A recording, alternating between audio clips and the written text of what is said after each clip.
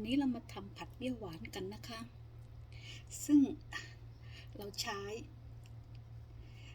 ไก่ทำวันนี้ ออกมาแล้วน่าทานมากครับ ได้ทั้งรสทั้งเปรี้ยวทั้งหวาน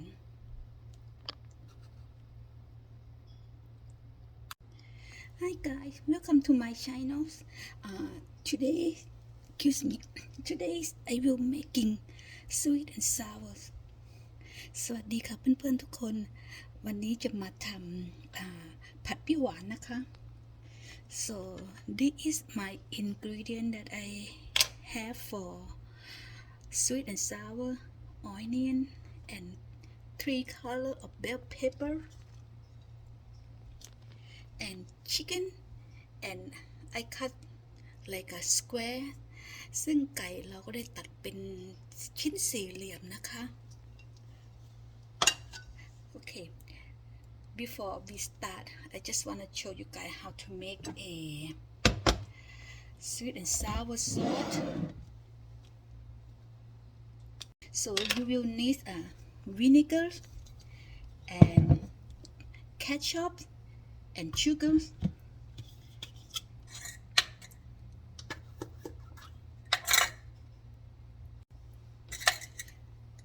I will use half a cup. And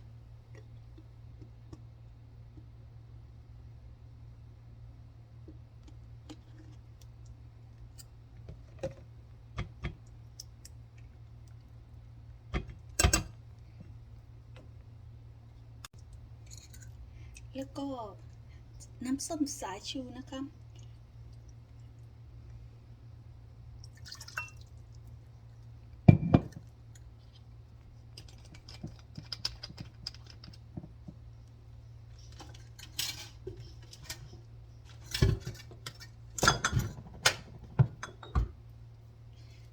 and I using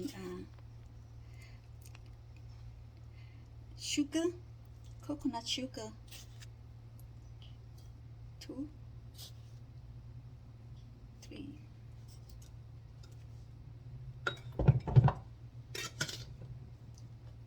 Okay.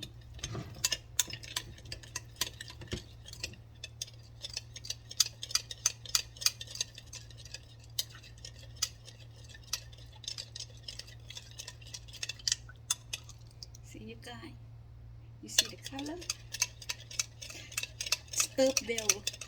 ก็คนไปเรื่อยๆจน make sure ว่าน้ำตาลเราละลายนะคะ If you like more sour, you can add more vinegar.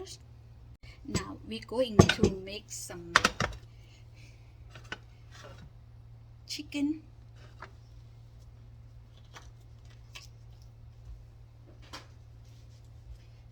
I just put a little bit of baking powder.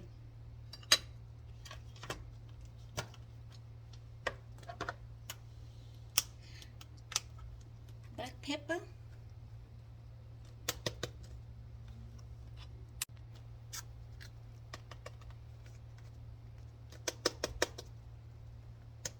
Oh.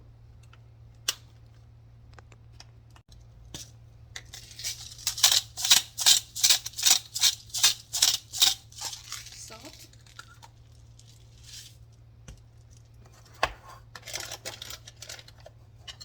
And it's flour.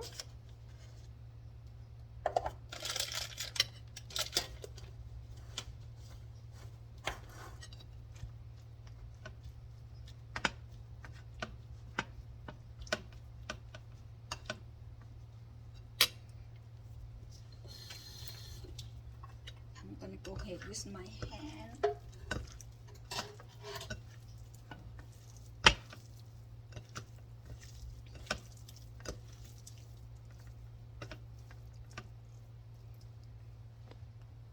ก่อนอื่นเลยเราจะผัดไก่ก่อนนะคะ ทอดไก่ก่อน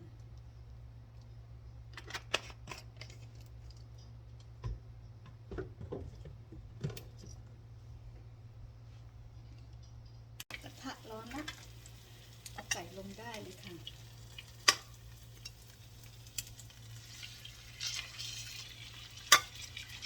I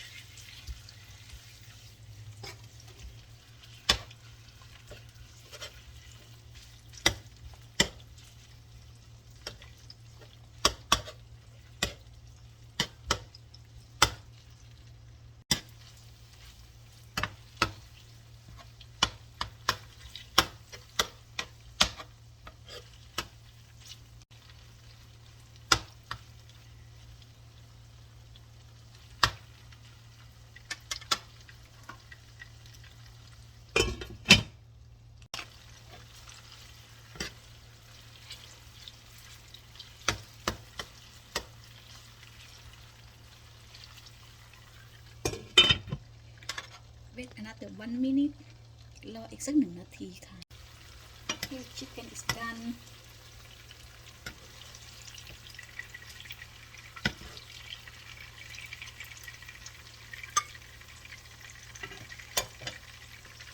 ค่ะไก่ตักออกเรียบร้อยแล้วนะคะเริ่มทำกันเลยค่ะก่อนอื่นเปิดไฟ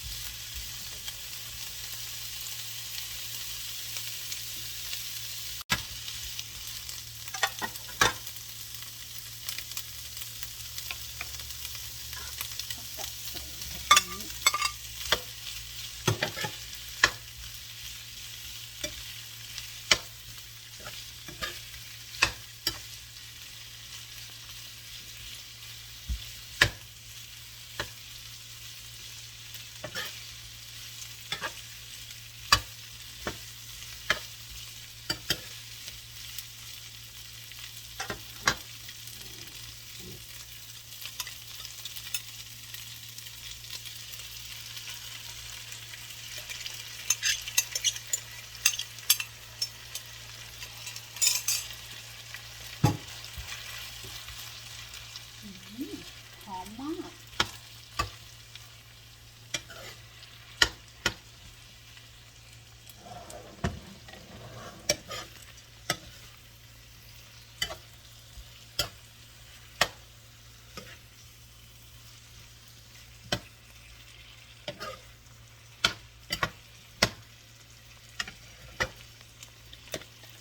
อันนี้คือแป้งนะคะซึ่งเราเอาแป้งข้าวเหนียวผสมน้ำแล้วก็ซอยซอสลิลบิดค่ะ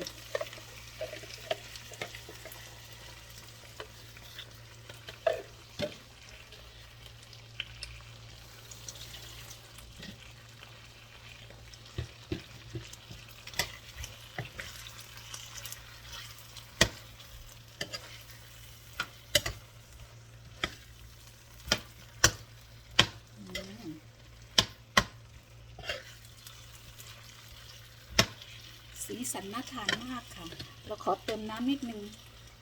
เพราะคุณสามีชอบจูดเยอะ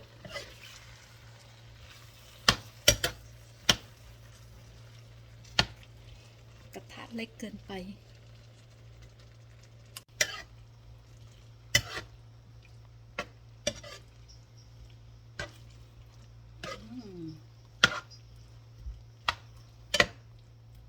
Look really good guys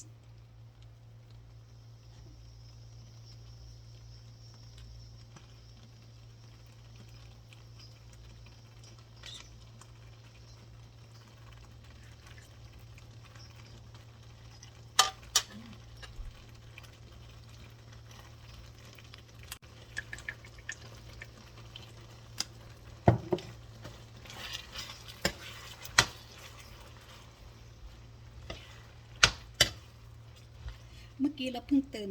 seasoning sauce ลงไปนะคะ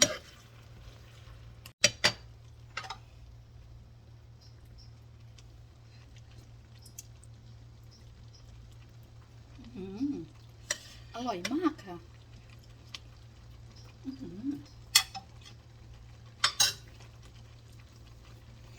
ทั้งเปรี้ยวทั้งหวานเสร็จแล้วค่ะปิดไฟนี่เลยค่ะผัดเปรี้ยวหวานของเรา